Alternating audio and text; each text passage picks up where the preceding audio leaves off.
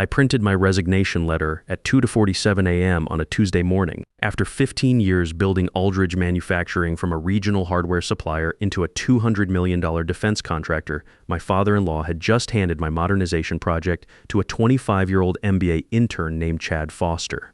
I'm Mac Thompson, 47 years old, and I'd been optimizing supply chain since before most people knew what that meant.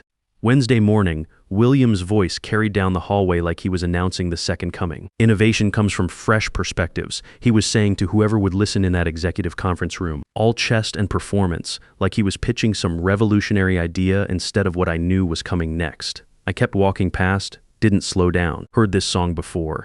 By Friday afternoon, I'd be walking out the door with my resignation in William's hands and a plan that would systematically dismantle everything he thought he owned. But I'm getting ahead of myself. See, William Aldridge wasn't just my boss, he was my father-in-law. And for 15 years, I'd been the guy keeping his family business from falling apart while he played CEO like it was some kind of hobby. Rebecca, my wife, she always said her dad meant well. Sure he did. Problem was, meaning well doesn't optimize logistics chains or negotiate supplier contracts at 2 a.m. when a shipment goes sideways. I built that place. Not literally, but everything that mattered. When I started there fresh out of the Navy, they were still running purchase orders through Excel and hoping for the best. Their biggest client was a regional hardware store chain, pulling maybe $50,000 monthly orders.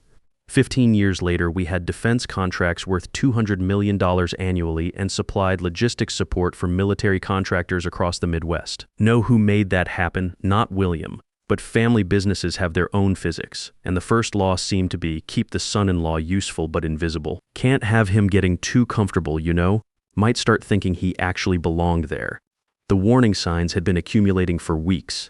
William kept taking these golf meetings with his old buddy from the country club whose son Chad had just finished his MBA at Northwestern. Chad Foster, 25 years old, with a handshake like he was running for student government and theories about supply chain disruption that he'd obviously memorized from case studies. First time I met the kid, he asked me about our digital transformation roadmap. I showed him the integrated tracking system I'd built that monitored every component from raw material acquisition to finished product delivery, cut our lead times by 30%, and saved us $12 million last year alone. He nodded like he was humoring his grandfather's war stories. Impressive legacy system, he said. Legacy system, like I'd shown him a steam engine. Then came the board meeting where everything shifted. William had called it a strategic planning session, brought in catered sandwiches from that expensive place downtown, like he was trying to soften something. Never a good sign when William sprung for lunch that cost more than most people's daily wages. Last time we had catering was when he laid off half the quality control team and called it efficiency optimization. I walked into that conference room carrying my 5-year modernization plan. 25 pages of detailed analysis, supplier consolidation strategies, and a $50 million equipment upgrade that would position us as the primary logistics hub for defense contractors across the Great Lakes region. Took me 8 months to put together, working nights and weekends. Every number verified 3 times, every projection built on conservative assumptions, every risk factor analyzed and mitigated. Chad was already there, sitting 3 seats down from William like he'd been attending board meetings his entire life. Had his laptop open to what looked suspiciously like my presentation slides, except cleaner. Prettier fonts, better graphics, more buzzwords. Same fundamental content, different packaging, like putting racing stripes on a minivan and calling it a sports car. Gentlemen, William started, standing up with his coffee cup like he was about to deliver the Gettysburg Address. We're at a crossroads here at Aldridge Manufacturing. The defense industry is evolving rapidly. Our clients need partners who understand modern supply chain dynamics and can adapt to changing market conditions. I knew where this was headed. Seen this movie before, different actors, same predictable script. The future belongs to organizations that can blend institutional knowledge with innovative thinking, which is why I'm excited to announce that Chad will be leading our modernization initiative as Strategic Operations Director. The conference room went quiet. You know that kind of quiet where even the air conditioning seems to hold its breath. I looked around the table at faces I'd worked with for years. Half these guys had been collaborating with me for a decade. They knew who really ran operations, who solved the crises at midnight, who kept the production lines moving when suppliers failed or weather shut down transportation networks. But nobody said anything. Family businesses have their own gravity. Everyone orbits around the owner, no matter how eccentric or distant that orbit becomes. Chad stood up, cleared his throat with practiced confidence. I'm really honored by the opportunity to bring some fresh thinking to these challenges. I believe we can leverage synergistic approaches to optimize our operational framework while maintaining our commitment to excellence. Fresh thinking, synergistic approaches, operational framework, that's what my 15 years of experience had become. Stale thinking that needed to be optimized by someone who'd never run a production line or negotiated with a supplier having a crisis at 3 a.m. on Christmas Eve. I didn't say anything, just sat there, adjusted my watch, and smiled politely. "Congratulations on the decision," I said finally, using the same tone I'd used to acknowledge that someone had decided to paint their house an unfortunate color. William kept talking about leveraging core competencies and maximizing strategic advantages. Chad nodded along like he understood what any of it meant in practical terms. The whole time, I was calculating not revenge. Exactly, more like systematic risk assessment. Contingency planning for a scenario where the person running operations had no idea how operations actually worked. After the meeting, I walked back to my office like nothing had happened. Didn't slam anything, didn't make dramatic gestures. Just opened my files and started a methodical documentation process. Email threads with suppliers, contract modification histories, vendor contact information, emergency procurement protocols. Started copying everything to my personal drive. Not stealing, mind you. Just creating comprehensive backups of my own work product and professional relationships. That night, Rebecca Aldridge Thompson asked how the meeting went. I was standing in our kitchen, reheating leftover Chinese takeout, watching her grade math tests at the dining table. She taught high school algebra, still believed that hard work and correct answers mattered more than politics. Sweet, optimistic woman. Married me when I was a junior logistics coordinator with more ambition than common sense, back when her father still thought I might amount to something useful. "Your father's bringing in some new blood," I told her, stirring fried rice that had seen better days. She looked up from a student's geometry proof, pencil still in hand. "That's good, right? You're always saying you need more support." "Support, sure. That's what 25 pages of strategic planning and 15 years of institutional knowledge represented. Support for someone who'd never managed anything more complex than a group project." "Yeah," I said, "should be educational." The next few weeks, I watched Chad try to quarterback my modernization project like he was learning to parallel park in downtown traffic. He scheduled meetings about meetings, sent emails requesting quick syncs for preliminary discussions about status updates. Kid was drowning in process and didn't even realize the water was rising above his head. "I think we need to align on our strategic roadmap before we dive into tactical implementation," he told me during one of his brainstorming sessions. Translation: he had no idea where to start. Meanwhile, I kept doing my actual job. Kept the production lines moving, kept suppliers delivering on schedule, kept defense contracts flowing smoothly. Business as usual, except now I had to copy Chad on every communication and explain why we did things the way we did them. "Why don't we just switch to the cheaper supplier in Malaysia for these components?" he asked during a supplier review meeting, pointing at cost projections like he'd discovered buried treasure. I pulled up the quality control reports from our current supplier in Toledo, showed him transportation cost analysis that included fuel surcharges, customs delays, and currency fluctuation risks. Walked him through contract clauses that tied our defense work to domestic sourcing requirements mandated by federal procurement regulations. "Oh," he said, blinking at the spreadsheets, "that's more complicated than I thought." "Complicated? Yeah, kid. Running a $200 million operation while maintaining security clearances and regulatory compliance tends to involve complications that don't appear in business school case studies." The breaking point came during a client visit that would define everything. North Star Defense, our biggest account, sent their procurement team for a quarterly operational review. These weren't golf course connections or family friends. These were former military officers who'd been coordinating supply chains through combat zones for 20 years. Colonel Henderson, their supply chain director, had managed logistics for 3 deployments and survived budget cuts that eliminated entire programs. They wanted comprehensive assessments of our production capabilities, detailed reviews of our supply chain security protocols, and realistic evaluations of our operational readiness for a potential $75 million expansion project. William decided Chad should lead the presentation. I sat in the back corner of the conference room, watching this kid try to explain operational logistics to people who'd coordinated supply drops under enemy fire. He had PowerPoint slides about end-to-end visibility and dynamic resource allocation. Professional terminology wrapped around theoretical frameworks that sounded impressive until someone asked practical questions about implementation details. "Walk us through your contingency protocols," Colonel Henderson said, leaning forward in his chair. "What happens when your primary supplier experiences a facility emergency?" Chad blinked, consulted his laptop screen, then looked back up. "Well, we'd assess the situation comprehensively, and develop alternative sourcing strategies. Henderson's expression didn't change, but I caught the slight tightening around his eyes. 20 years of military procurement experience, and he was listening to someone explain emergency response planning like it was a theoretical exercise. Specifically, Henderson continued, your backup supplier network, inventory buffers, transportation alternatives. How long from initial notification to restored production capacity? More blinking from Chad. More consulting of slides that contained buzzwords instead of operational details. Henderson looked over at me. We'd worked together through a genuine crisis 5 years earlier when flooding shut down our main component supplier for 3 weeks. I'd activated alternate sources within 48 hours, maintained production schedules, and delivered everything on time while coordinating with emergency management agencies and insurance adjusters. Mac, Henderson said quietly.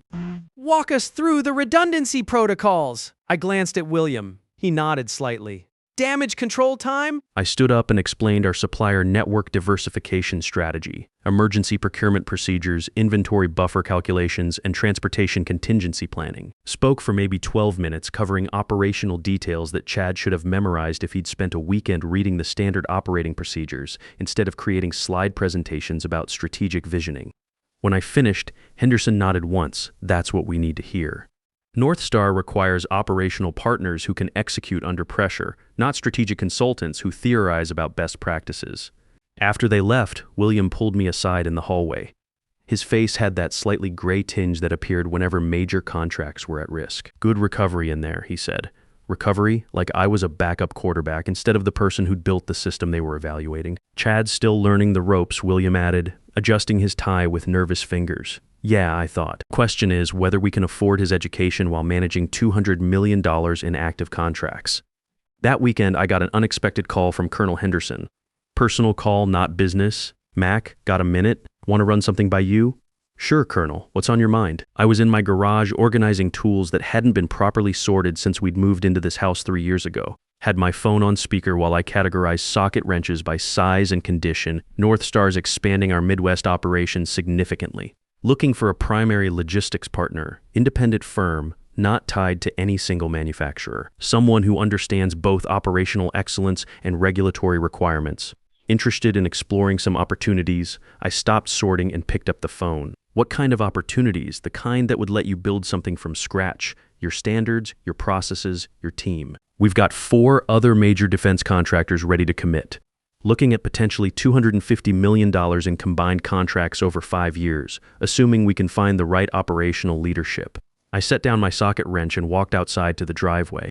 Late afternoon sun, neighbors mowing lawns, normal suburban Saturday activities continuing around a conversation that might change everything. That's a serious commitment, Colonel. Serious opportunity for serious people. We need operational expertise, not strategic consulting. Think about it, but don't think too long. Market conditions won't wait for perfect timing. That night, I sat in my home office looking at 15 years' worth of performance reviews, cost savings reports, and client testimonials. Had a manila folder thick as a phone book documenting every process improvement, every supplier relationship built from scratch, every crisis managed at ungodly hours. My work product, my professional reputation, my industry relationships, all of it portable. Rebecca found me there around 11 p.m., brought coffee in the mug our daughter had made in middle school pottery class. You're up late, she said, settling into the chair across from my desk. Just reviewing some career decisions. She frowned at the paperwork spread across my desk. This about Chad taking over the modernization project. Smart woman, my wife. Sees things others prefer to ignore, partly. Dad means well, Mac. He's just trying to prepare the company for the future. I looked up from a supplier contract I'd negotiated 3 years ago, saved the company $3 million annually through volume commitments and quality guarantees. What if the future he's preparing for doesn't include me? What do you mean your father's made his choice? He wants fresh thinking, innovative approaches, strategic transformation. Can't argue with that philosophy. Question is, where does that leave someone with legacy experience? She leaned forward, concerned now. You're being dramatic. Dad depends on you. The whole company depends on you. Companies depend on systems, Rebecca.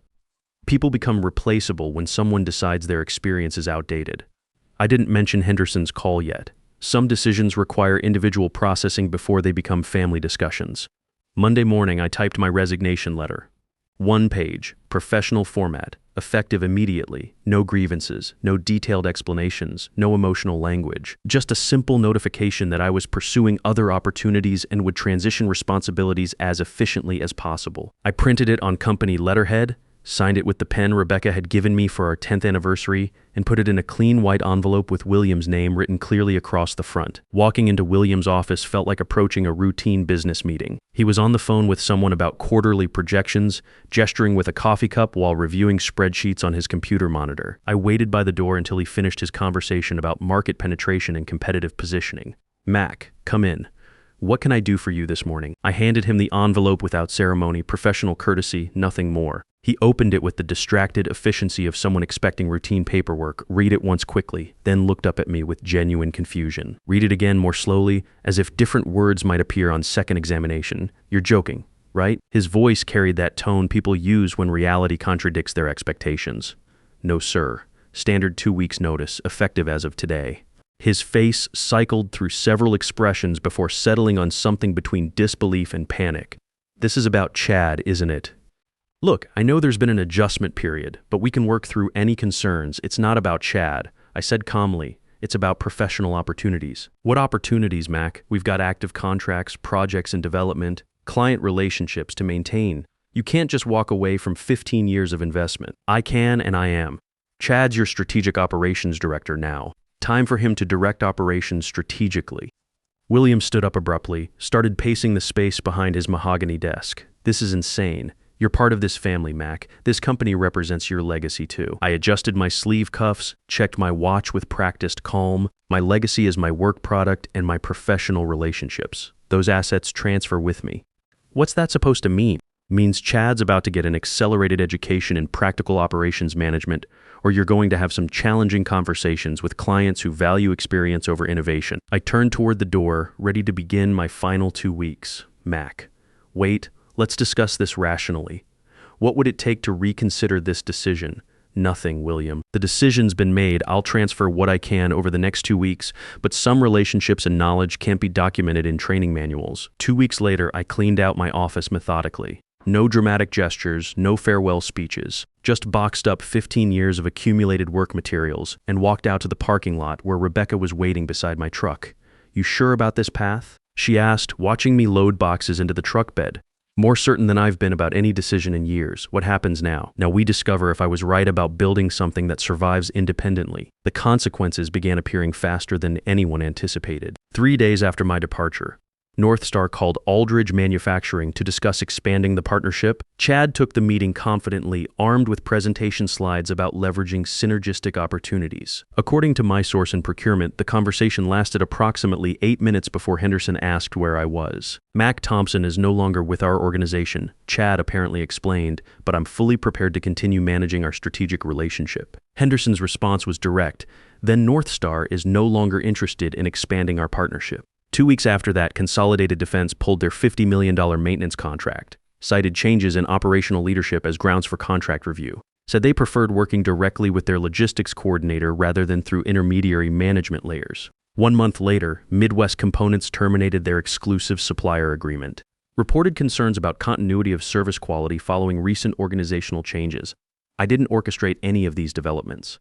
Didn't make phone calls or plant seeds of doubt, just allowed industry relationships to follow their natural progression. Defense contractors are fundamentally conservative organizations. They build partnerships with individuals they trust based on demonstrated competence, not with corporate entities based on marketing presentations. Meanwhile, I was establishing Thompson Logistics Solutions. Filed incorporation paperwork, leased office space in a modern building near the airport, hired 4 former Aldridge employees who decided their futures lay elsewhere when they heard about my new venture. Not recruiting, exactly. Just happened to mention my plans when people approached me with questions about severance packages and unemployment benefits.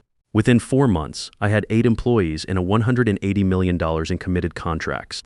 North Star, Consolidated Defense, Midwest Components, plus 3 new clients who'd heard about our capabilities through industry channels and professional recommendations. Aldridge Manufacturing, meanwhile, was hemorrhaging both revenue and reputation. Lost 45% of their defense business within 10 months. Chad lasted exactly 7 months before William quietly reassigned him to strategic planning and hired an operations director from outside the company. Cost them twice my former salary, plus relocation expenses, signing bonus, and 6 months of consulting fees to understand systems I'd built from scratch. The new guy lasted 4 months before he resigned, citing insurmountable operational challenges and inadequate institutional knowledge transfer. Apparently, running complex defense logistics required more than PowerPoint presentations and strategic frameworks. During this period, Thomson Logistics Solutions was expanding steadily, added 12 more employees, most of them experienced manufacturing and logistics professionals who understood that operational excellence comes from systematic execution, not innovative theories. Former military personnel, veterans from other manufacturing companies, people who knew the difference between planning and performing. The industry recognition started building quietly. Word spreads fast in defense contracting circles when someone delivers consistent results while competitors struggle with basic operations. Procurement officers talk to each other, compare notes about reliable partners versus problematic relationships. 6 months after leaving Aldridge, I received an invitation to speak at the Midwest Manufacturing Association conference about supply chain resilience in defense contracting. Professional recognition from industry peers, the kind that matters more than internal company politics. 9 months later came the National Manufacturing Association dinner. Industry awards ceremony, networking event, all the ritual components of professional acknowledgement. I was seated at the head table as recipient of the Operational Excellence Award for innovative approaches to logistics coordination under challenging conditions. William was at table 15, near the back section where sponsors and smaller companies usually sit. Aldridge Manufacturing had dropped from platinum sponsor level to basic membership after losing most of their major contracts. When they announced Thomson Logistics Solutions' selection as primary contractor for the new $250 million Great Lakes Defense Initiative, I caught William's eye across the room. No satisfaction, no vindication, just professional acknowledgement between two men who'd built entirely different approaches to the same business challenges. He nodded once. I nodded back. Rebecca squeezed my hand under the table. Think he understands now what he lost. I considered the question while applause continued around us. Don't think it matters anymore. After dinner, William approached me at the bar where I was finishing a conversation with Colonel Henderson about expansion possibilities. We stood there for a moment, surrounded by industry noise, people discussing contracts and market conditions, and regulatory changes. Hell of a thing you built, Mac, William said finally. Thanks. Any advice for someone who should have recognized talent when he had it? I finished my drink, set the glass down carefully, find competent people and trust them to do their jobs. Age doesn't determine ability. Credentials don't guarantee performance. Results are the only measurement that matters in this business. He nodded slowly, looking older than I remembered. Wish I'd understood that principle 15 years ago would have prevented considerable complications for both of us. These days, Thomson Logistics Solutions coordinates operations for 18 defense contractors across the Midwest and expanding into the Southeast region. We employ 52 people, most of them experienced professionals who understand that excellence isn't about innovation for its own sake. It's about reliable execution of proven processes. Chad Foster incidentally works for a management consulting firm now, helps companies develop strategic transformation roadmaps and organizational change initiatives. Good fit for someone who prefers theoretical frameworks to practical implementation. Everyone eventually finds their appropriate role. William retired 8 months ago, sold Aldridge Manufacturing to a private equity firm that immediately laid off 60% of the workforce, moved production to lower-cost facilities overseas, and eliminated most of the specialized capabilities that had taken decades to develop. 30-year family business, dissolved in 14 months of financial restructuring. Sometimes people ask if I feel bad about how things developed. Honest answer? No. I built something sustainable that employs skilled people and serves clients who value competence over connections. That's sufficient legacy for anyone. The most effective revenge isn't getting even with people who wronged you. It's building something better and letting the results demonstrate your actual value. Success speaks louder than any argument you could make about fairness or recognition. Professional relationships matter more than family politics. Industry reputation matters more than internal company status. Competence matters more than credentials or connections. These principles apply whether you're managing supply chains, running sales operations, or coordinating any business function that requires actual results rather than impressive presentations. When someone shows you that they don't value your contributions, believe them the first time. Don't wait for additional evidence. Don't hope they'll eventually recognize your worth. Make your own opportunities based on what you can control rather than hoping others will change their assessment of your capabilities. You already know if you're the person keeping things running while someone else takes credit. You already know if your experience is being dismissed in favor of newer approaches that sound innovative but lack practical foundation. You already know if your organization values image over substance, politics over performance, connections over competence.